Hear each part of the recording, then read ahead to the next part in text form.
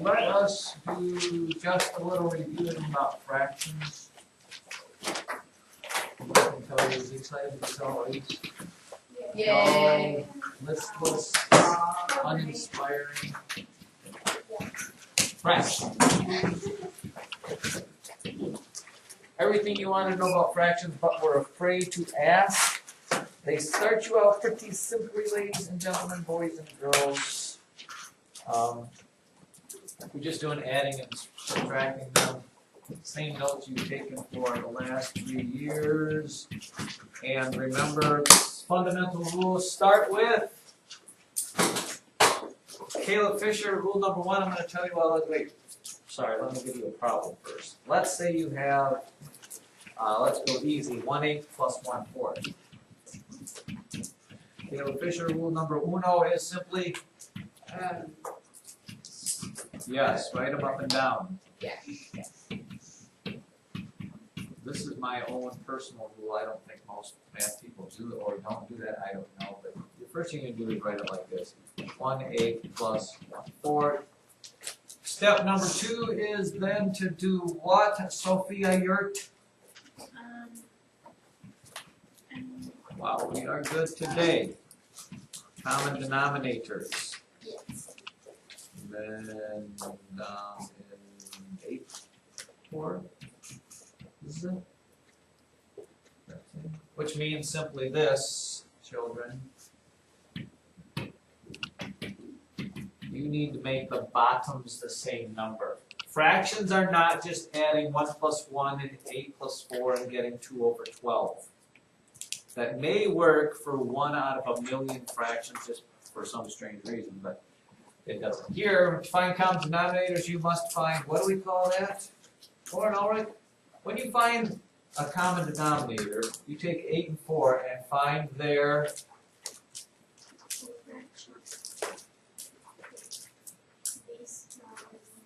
exactly, their least common multiple, their LCM. The smallest number that both of them go into. Not the smallest number that goes into them. It's not 2, but it's the smallest number that they go into, which in this case, Lauren, is 8. 2, 4, 6, 8 is correct. And then you just do this. How do you go from 4 to get to 8? You have to multiply by 2, so the top times 2, 8 times 1, 1 times 1. Now, do you need to show me the arrows and the numbers, yes or no? Yeah. I don't care. You're in 7th grade now, you probably could skip that little step, but I mean, you should have this down clear. And then your last thing here, Aaron Murray, I know you've been anxious to say something. What am I going to say for number 3? It's a 2-parter. Once I get to common denominators and equal fractions, I have to. Very good. Add tops, which in 7th grade world we're going to start calling the numerators, just so we talk the language of math. And part B to that is, somebody want to go there, Olivia? Reduce. Not yet. I've just done this. 1 plus 2 is 3. My answer is not 3 because I then need to, Olivia? Keep the same. Yeah, keep the same bottom number, which we call the denominator.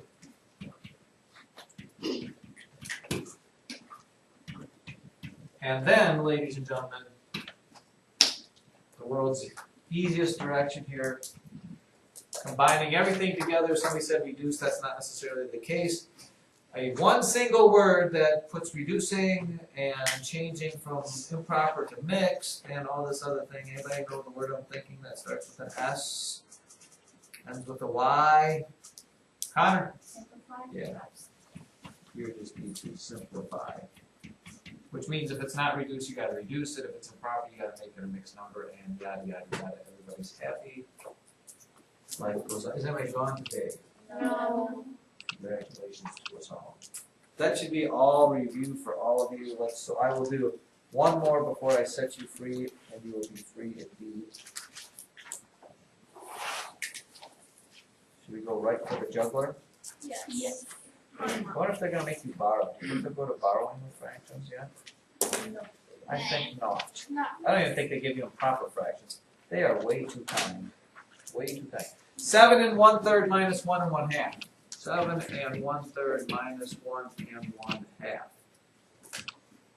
wait, maybe they did. Yeah.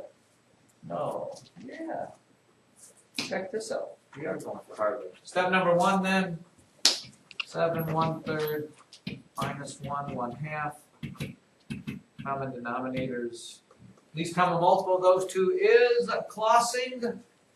How do we do the versus metal cake yesterday? We lost. It was 25-14 versus 25. You say that so proudly. It was atrocious. But at least you scored. It was hard. Did the coaches yell at you? It was horrible. We were louder though. Yeah, see, that's Louder. Nobody wants to talk anymore about it. Let's look. Common denominator here then, Grace, is 6. Making this 3. 2 times 3 is 3. 1 times 3 is 3. 3 times 2 is 6. So 1 times 2 is 6. Here, Houston, is where we have a problem. When you try to do the subtracting, by the way, yes, you'll get 6 down there. But when you try to subtract 3 from 2, no can do. So you have to borrow, Zachary, but people get confused in this borrowing thing. It becomes a 6 and 2. Yeah, and don't forget, when you borrow, you don't put a 1 up there. This doesn't become a 12. You combine these two. Does anybody know why? No. Because when you take 1 away from this, you are actually adding 1 to this fraction. Well, what is 1? If you were adding 1 to 2 6, you'd have to change 1 into 6 6, because that's what 1 is. If you take 2 6 plus 6 6, you get 8 6, which is what you get when you add those two together.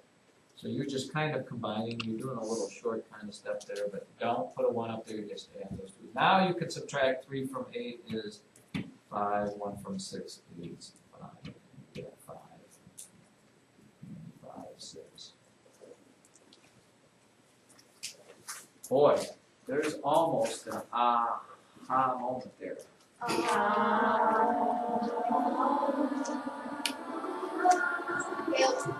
Is it me or Bruce?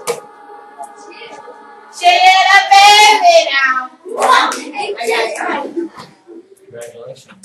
First time. Now it would so much please the teacher if after Caleb did his shake it up baby, everybody would join in with that next line, which is. Let's do it. Let's do it. No, I don't need the whole twist and shout thing. I just want. I think you go. Yeah, do it again.